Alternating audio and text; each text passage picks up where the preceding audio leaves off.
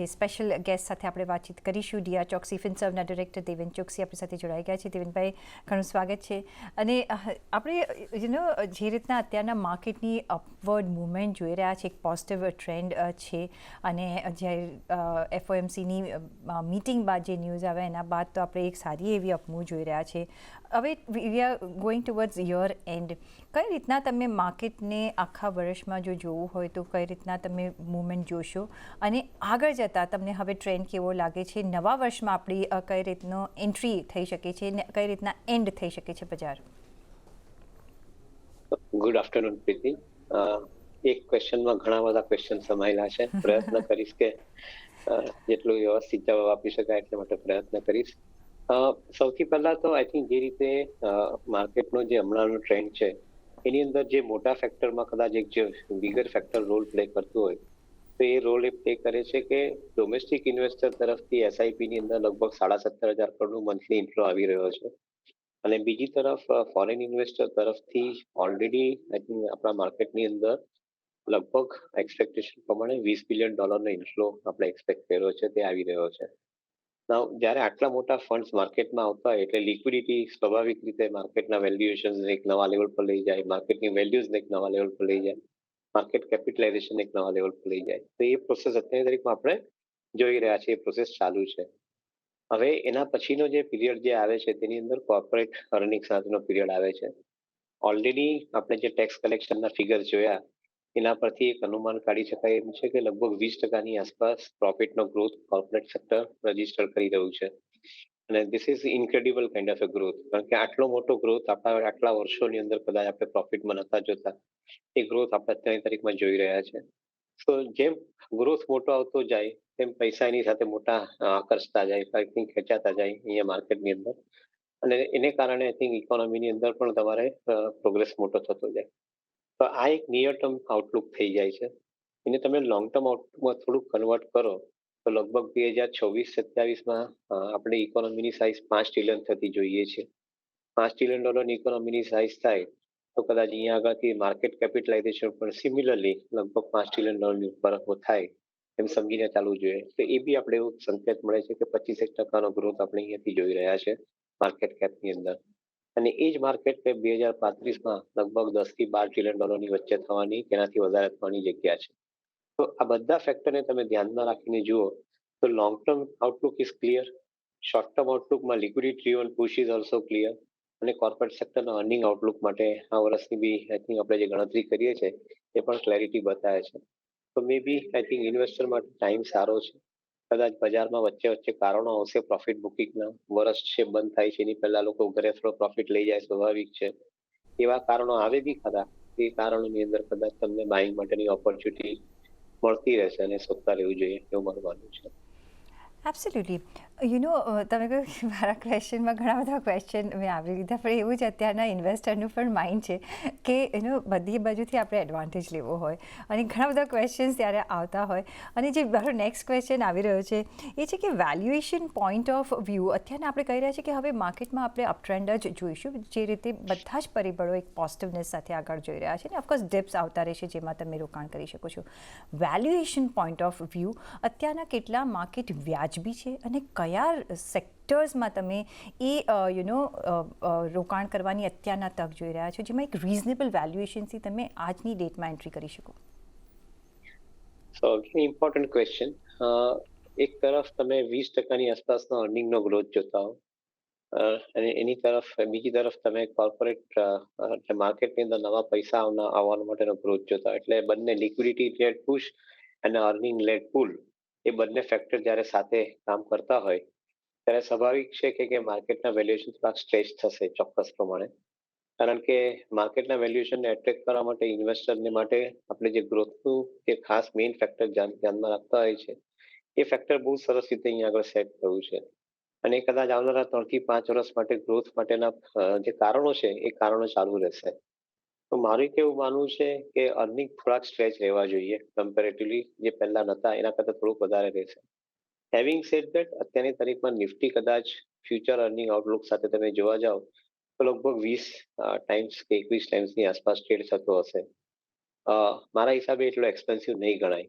એનું કારણ છે કે નિફ્ટીની અંદર જે અમુક મેઇન લાઇન સ્ટોક્સ છે, જે લોકો હજુ સુધી માર્કેટની આ રેલીમાં જોઈએ એટલું પાર્ટિસિપેટ જ નથી કર્યું, likes of HDFC Bank, likes of Reliance, likes of Tata Steel, એ ટાઈપના જે કંપનીઓ છે એ લોકોએ જે મેજર માર્કેટમાં રેલી આવી છે એ ટાઈપની રેલીમાં હજુ સુધી મેજર લેવલ પર પાર્ટિસિપેટ નથી કર્યું. અને જ્યાં સુધી મારી સબ્જેક્ટ અન્ડરસ્ટેન્ડિંગ છે કે જે મોટા ઇન્વેસ્ટરો ETF થકી પૈસા લઈને ઇન્ડિયન ઇકોનોમીમાં આવી રહ્યા છે, એ લોકો માટે સ્વાભાવિકપણે આ મોટી કંપનીઓ જેમાં લિક્વિડિટી વધારે છે એમાં ઇન્વેસ્ટમેન્ટ કરવાનું સ્વાભાવિક રીતે વધશે. જો એ ઇન્વેસ્ટમેન્ટના પૈસા એલોકેટ થાય, જે આપણે ધારીએ છીએ કે 2024ના પહેલા ક્વાર્ટરમાં, જાન્યુઆરી ટુ માર્ચ ક્વાર્ટરમાં, આઈ થિંક સ્વાભાવિક રીતે મોટા પૈસા જે લાર્જ કેપ કંપની માટે એલોકેટ થવાના છે એનું એલોકેશન અહીંયા આગળ થશે અને એનું ડિપ્લોયમેન્ટ કદાચ ફરી એકાદ ક્વાર્ટર પછી થાય. પરંતુ મારે એક એવું માનવું છે કે એ પૈસા જો એલોકેટ થાય તો ઓબ્વિયસ છે કે માર્કેટના ઇન્ડેક્સ નવા લેવલ પર પહોંચશે અને કદાચ થોડી ઘણી વેલ્યુએશનની આપની જે ચિંતા છે એ ચિંતા પણ કદાચ થોડી ત્યાં આગળ તમને આન્સર મળવાનો સ્ટાર્ટ થશે. કારણ કે 2024-25નું ફાઇનાન્શિયલ યર અને 2025-26નું ફાઇનાન્શિયલ યર, આ 2 વર્ષની અંદર જો કોર્પોરેટ સેક્ટરના અર્નિંગ ગ્રોથ મોટા આવતા હોય તો કદાચ હાયર વેલ્યુએશન પણ માર્કેટની અંદર રેશનલાઇઝ થઈ જશે એવું મારું માનવું છે. So let's keep hour fingers cross. અત્યારે પોઝિશન ઘણી બુલિશ છે, પરંતુ સાથે સાથે આપણે આઈ થિંક આ વસ્તુને ધ્યાનમાં રાખવી જરૂરી બને છે કે આ બુલિશ પોઝિશનની અંદર ઇન્વેસ્ટરો રિસ્ક અંડરમાઇન નહીં કરે અને at the same time I think buying કરતી વખતે પ્રોપર રેશનલ અપ્લાય કરીને ઇન્વેસ્ટમેન્ટ કરે. એબ્સોલ્યુટલી. અને તમે કહ્યું કે ઘણું બધું આપણે નવું ઇન્વેસ્ટમેન્ટ આવતા જોઈ રહ્યા છીએ, પછી એ ડોમેસ્ટિક ઇન્વેસ્ટર્સ હોય, ગ્લોબલ ઇન્વેસ્ટર્સ હોય, એ બધાની નજર હવે ઇન્ડિયન માર્કેટ્સ પર જ છે ને ડોમેસ્ટિક ઇન્વેસ્ટર્સની ઓલવેઝ આપણા માર્કેટ પર જ નજર રહી છે, because that is the place where money is going to be made. But તમે કહ્યું કે એલોકેશન આપણે જોઈશું નેક્સ્ટ ફર્સ્ટ ક્વાર્ટરમાં, ડિપ્લોયમેન્ટ મે બી આપણે લેટર ઓન જોઈશું. શું એ ડિપ્લોયમેન્ટ માટે આપણે વેઇટ કરવું પડશે ઇલેક્શન રિઝલ્ટ્સની, કે દેટ ડઝન્ટ મેટર? ઇલેક્શન એક ઇમ્પોર્ટન્ટ વસ્તુ છે from the point of view of કન્ટ્રીની ઇકોનોમિક પોલિસી કન્ટિન્યુટી માટે. અને જો પાર્લામેન્ટની અંદર ગવર્નર પાસે સફિશિયન્ટ અમાઉન્ટ ઓફ મેજોરિટી હોય તો ડેફિનેટલી ઇન્વેસ્ટર માટે એક બહુ મોટો કોન્ફિડન્સ માટેનો એક સબ્જેક્ટ છે. કારણ કે higher number of seats in the parliament would mean that ગવર્મેન્ટની પાસે ability to take decision will be faster. મારું એક એવું માનવું છે કે આ વખતના ઇલેક્શનની અંદર ગ્લોબલ ફોર્સિસ અને લોકલ ફોર્સિસ બંને જણા આ જગ્યાએ કન્વર્સ થઈ રહ્યા છે. લોકલ ફોર્સિસ પણ અત્યારની તારીખમાં એક એવું માને છે કે જો આપણી પાસે વ્યવસ્થિત પ્રમાણે જો પાર્લામેન્ટમાં મેજોરિટી હોય તો ગવર્મેન્ટે જે છેલ્લા 10 વર્ષમાં કામ કર્યા છે કદાચ આનાથી વધારે સારી રીતે આવનારા 5 થી 10 વર્ષમાં કરી શકે. તો એ ફેક્ટર કદાચ વોટિંગ માટે ઘણું કામમાં આવશે અને પર્ટિક્યુલરલી રૂરલ ઇકોનોમીમાંથી કામમાં આવશે. વેરેસ આઈ થિંક ગ્લોબલ ઇકોનોમીમાંથી આ વસ્તુ કન્વર્ટ એટલા માટે થાય છે કે જે લોકો ઇકોનોમીની અંદર મોટા પૈસા લાવી રહ્યા છે અંડર ધ ગવર્મેન્ટ પોલિસી, પછી એ PLIની પોલિસી હોય કે ઇન્ફ્રાસ્ટ્રક્ચરની પોલિસી હોય કે સોશિયલ ઇન્ફ્રાસ્ટ્રક્ચરની પોલિસી હોય, એ દરેક જગ્યાએ જે નવા પૈસા એ લોકો લાવી રહ્યા છે એને માટે પણ એ લોકો ગવર્મેન્ટની કન્ટિન્યુટી ઈચ્છે છે. તો હું એવું માનીને ચાલુ છું કે આ એક સરસ મજાનો રીઝન ડેવલપ થયું છે, એટલે કે એ ફેક્ટર ઓલરેડી માર્કેટ સમજી રહ્યું છે. આપણે કદાચ આ વસ્તુને ટાઈમ નહીં કરી શકીએ ઇન્વેસ્ટમેન્ટ કરવા માટે, પણ મારે એક એવું માનવું છે કે કદાચ જાન્યુઆરી મહિનામાં કોર્પોરેટ રિઝલ્ટ આવવાના ચાલુ થાય પછી એન્ડ ઓફ જાન્યુઆરી અથવા મિડલ ઓફ ફેબ્રુઆરીથી માર્કેટની અંદર ડિપ્લોયમેન્ટ ઓફ ફંડ સ્ટાર્ટ થઈ જશે એવું એક મારું માનવું છે. But still I think we'll keep examining this possibility. Absolutely. અને as far as budget goes, અત્યારના આ વખતે આપણે ઇન્ટરિમ બજેટ જોઈશું. મે બી આપણે એમાં ઘણા બધા ચેન્જીસ આ વખતે તો નહીં જોઈએ, પણ બિસાઇડ્સ દેટ તમને ઘણા બધા પોઝિટિવ ફેક્ટર્સ અત્યારના પ્લે કરી રહ્યા છે અને એ જ સેન્ટિમેન્ટ્સ માર્કેટને પણ પુશ કરી રહ્યા છે. કોઈ એવા ફેક્ટર્સ તમે જોઈ રહ્યા છો which we should be aware of, or જે માર્કેટનો મૂડ બગાડી શકે છે? કયા એવા ફેક્ટર્સ તમે જોઈ રહ્યા છો? ઘણી વખતે તમને કોઈ કારણો પહેલેથી સમજવા મળતા નથી હોતા, અને એ વસ્તુ આપણે ગયા વર્ષે બહુ નજીકથી જોઈ. કદાચ જે ઇઝરાયલની વોર જે થઈ એ વોર માટેના કોઈ સંકેતો હતા જ નહીં. એના આગલા વર્ષે જે રશિયા યુક્રેનની વોર થઈ એના માટે કોઈ સંકેતો હતા નહીં. અને આઈ થિંક જ્યારે આ ટાઈપની એક્સેપ્શનલ સિચ્યુએશન ઊભી થાય ત્યારે માર્કેટ કદાચ 1 કે 2 મહિના માટે કે કદાચ કોઈ વખત 3-4 મહિના માટે પણ બ્રીધર લઈ શકે છે. એ સિચ્યુએશન આપણે પ્રિડિક્ટ નથી કરી શકતા. એટલે મેક્રો ઇકોનોમિક રિસ્ક જે છે એને આપણે પ્રિડિક્ટ નથી કરી શકતા. બીજી જગ્યાએ જે એક રિસ્ક ગયા વર્ષે દેખાતું હતું એ રિસ્ક આ વર્ષે મિટિગેટ થતું એવું દેખાય છે. અને લાસ્ટ ટાઈમ ઇન્ફ્લેશન અને ઇન્ટરેસ્ટ રેટ હાઇકનું રિસ્ક હતું.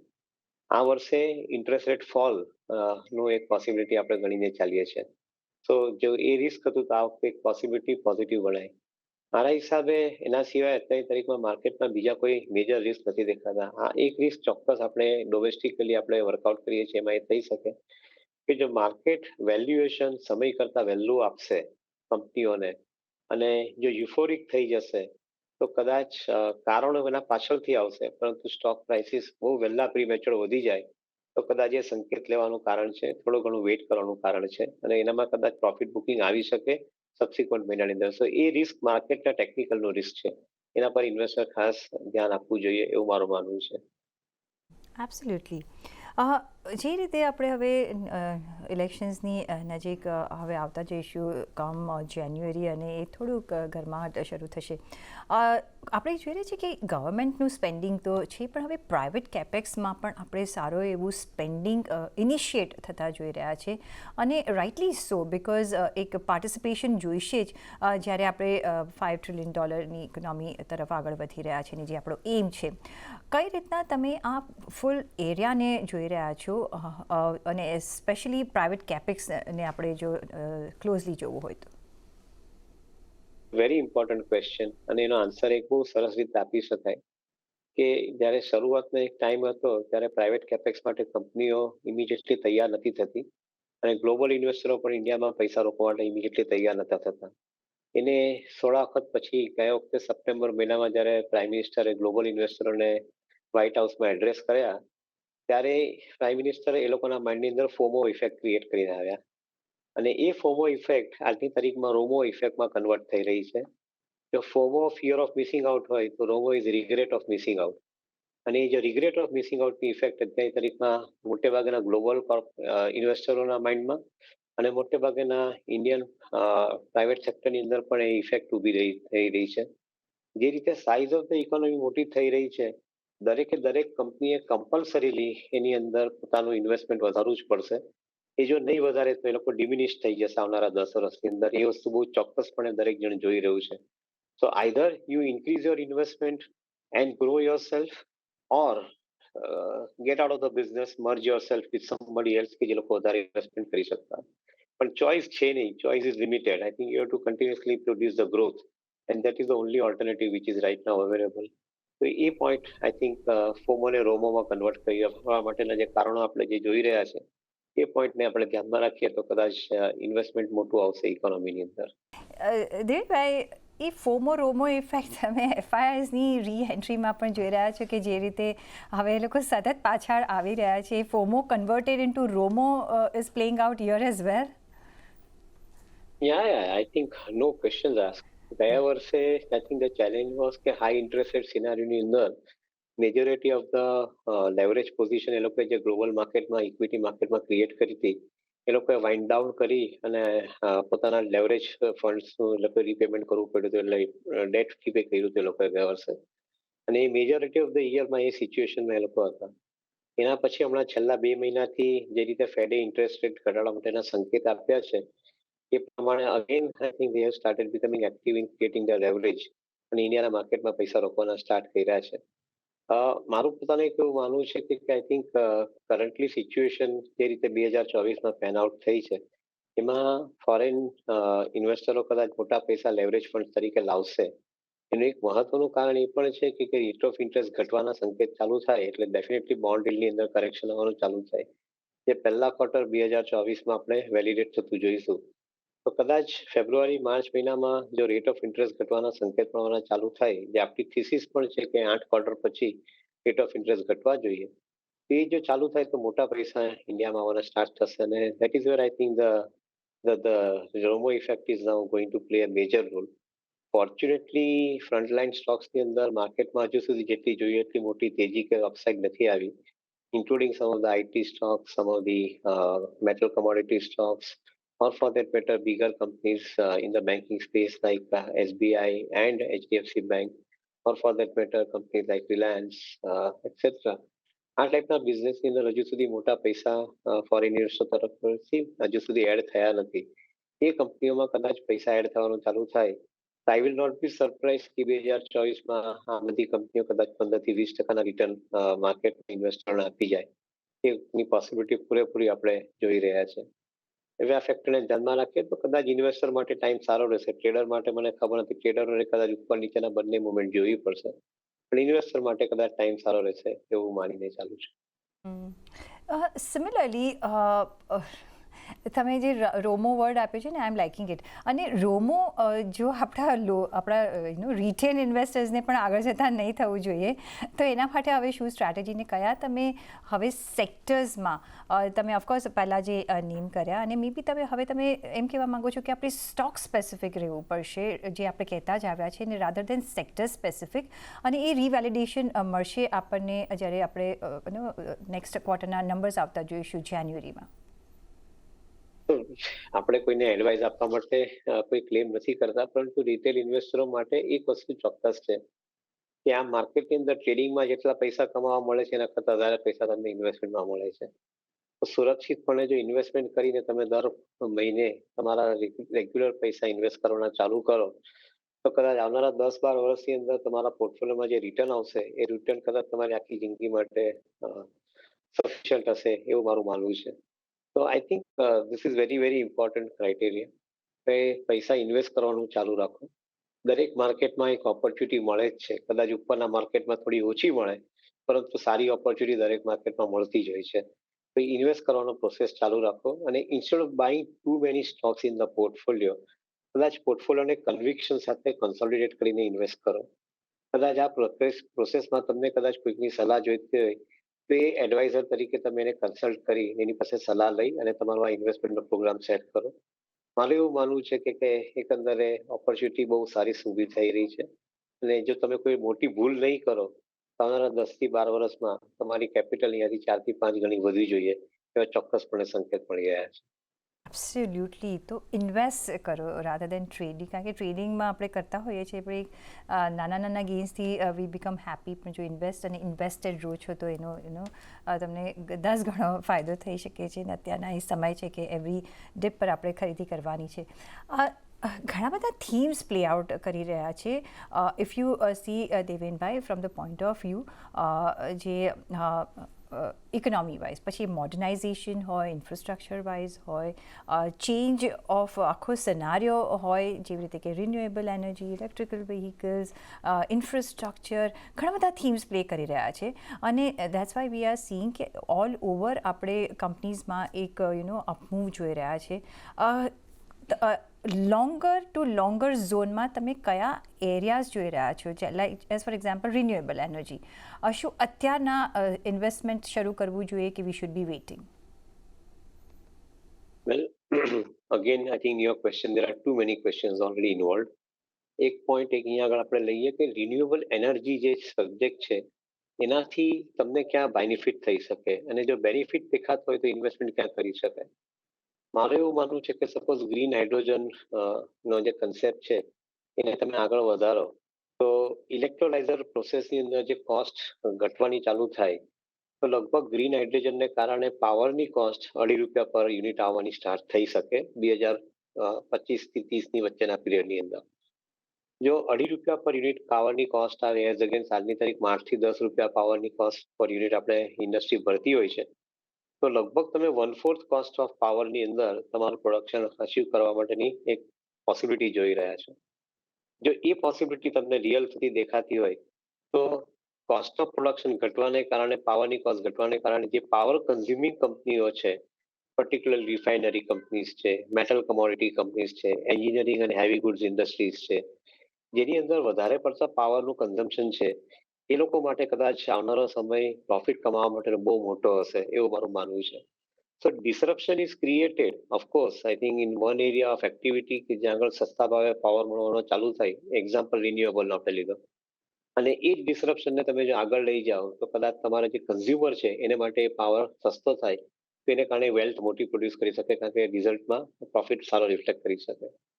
એ જ વસ્તુને તમે બીજા ક્ષેત્રમાં તમે એપ્લાય કરો કે જે લોકો ટેકનોલોજી ડેવલપ કરે છે અને જે લોકો ટેકનોલોજી કન્ઝ્યુમ કરે છે, જે ઇનેબલર્સ છે અને જે કન્ઝ્યુમર્સ છે, એ બંનેને જો ધ્યાનમાં રાખો તો ટેકનોલોજી બેઝ બિઝનેસની અંદર પણ આઈ થિંક એ જ સિચ્યુએશન આપણે જોઈ રહ્યા છે કે આઈ થિંક સપોઝ આજે એન્જિનિયરિંગ R&D સેગમેન્ટની અંદર અમુક કંપનીઓ એમ્બેડેડ સોફ્ટવેર બનાવી રહી છે. એ એમ્બેડેડ સોફ્ટવેર યુઝ કરનાર જે કંપનીઓ છે એ લોકો માટે કદાચ આનાથી મોટો સમય હોઈ શકે. For example company like Hindustan Lever, જે લોકો AI પ્લેટફોર્મ યુઝ કરી અને પોતાનું ડિમાન્ડ પ્રિડિક્શન કરી અને હાયર અમાઉન્ટ ઓફ ગ્રોથ માટેનો પ્રોગ્રામ સેટ કરી રહ્યા છે. એવી ઘણી કંપનીઓ આ ટાઈપના પ્રોસેસમાંથી પાસ થઈ ગઈ છે. મારું એવું માનવું છે કે આપણે લોકોએ આ ઓપોર્ચ્યુનિટીને રિયલ ટાઈમમાં એક્સપિરિયન્સ કરવા માટે માર્કેટમાં નિમ્બલ રહીને ગ્રેજ્યુઅલી ઇન્વેસ્ટમેન્ટ કરતા રહેવું જોઈશે. તો જ કદાચ તમે આ ઓપોર્ચ્યુનિટીને ફૂલ્લી કેપિટલાઇઝ કરી શકશો.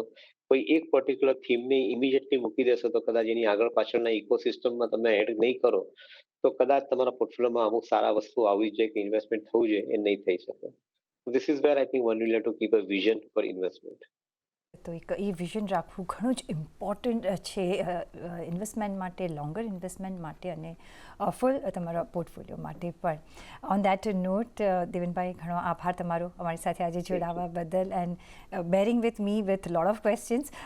પણ થોટ્સ એટલા બધા આવતા હોય કે પછી I want to ask that because I can't wait, એટલે મેં પૂછી લીધું. પણ થેન્ક યુ તમારા બધા જ વ્યૂ પોઈન્ટ્સ માટે. અને જતાં જતાં તમારા કોઈ ડિસ્ક્લેમર્સ? પ્રીતિ, આઈ થિંક મેં કોઈ એવા પર્ટિક્યુલર પર્પઝથી બધા ક્વેશ્ચન માટે મેં નહોતું કીધું, પરંતુ આઈ થિંક ઇમ્પોર્ટન્ટ છે કે વ્યુઅરને અને ક્વેશ્ચનના આન્સર્સ મળવા જોઈએ. એ પોઈન્ટ ઓફ વ્યૂથી I think I had to propose this comment. So thank you for asking those questions.